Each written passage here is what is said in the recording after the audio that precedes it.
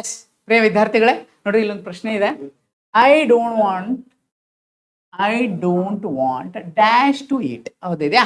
ಇಲ್ಲಿ ನೋಡ್ರಿ, ಇಲ್ಲಿ ಸಮಥಿಂಗ್, ನಥಿಂಗ್ ಮತ್ತು ಎನಿಥಿಂಗ್ ಇದೆ. ಹಾಗಾದ್ರೆ ನಾವು ಯಾವ ರೀತಿ ಬಳಸಬೇಕು ಈ ಸೆಂಟೆನ್ಸ್ಗಳನ್ನ, ಪದಗಳನ್ನ?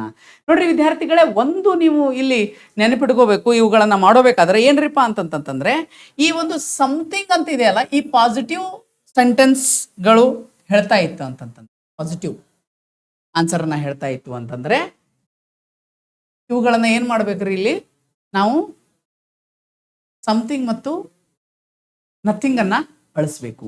ಸೊ ಅದೇ ರೀತಿ ನಮಗೆ ಈ ಒಂದು ನೆಗೆಟಿವ್ ಸೆಂಟೆನ್ಸ್ ಇತ್ತಂತ ತಿಳ್ಕೊರಿ, ನೆಗೆಟಿವ್ ಸೆಂಟೆನ್ಸ್, ಆವಾಗ ನಾವು ಏನ್ ಮಾಡ್ಬೇಕ್ರಿ ಅಂದ್ರೆ, ಇದು ಪಾಸಿಟಿವ್ ಸೆಂಟೆನ್ಸ್ ಇದ್ದಾಗ, ಓಕೆ, ಇದು ನೆಗೆಟಿವ್ ಸೆಂಟೆನ್ಸ್ಗಳಿದ್ದಾಗ ಏನ್ ಮಾಡ್ಬೇಕ್ರಿ, ನಾವು ಎನಿಥಿಂಗ್ ಅನ್ನ ಬಳಸಬೇಕು.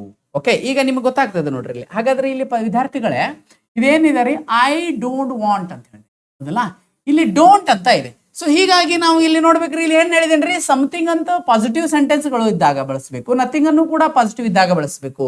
ಹಾಗಾದ್ರೆ ಇಲ್ಲಿ ಇರೋದೇ ಆದ್ರಿ, ಹಾಗಾದ್ರೆ ನೆಗೆಟಿವ್ ಸೆಂಟೆನ್ಸ್ ಇದ್ದಾಗ ಅಂತಂದ್ರೆ ಎನಿಥಿಂಗ್ ಅನ್ನ ಬಳಸಬೇಕು. ನಾವು ಇಲ್ಲಿ ಎನಿಥಿಂಗ್ ಅನ್ನ ಬಳಸಬೇಕಾಗ್ತದೆ.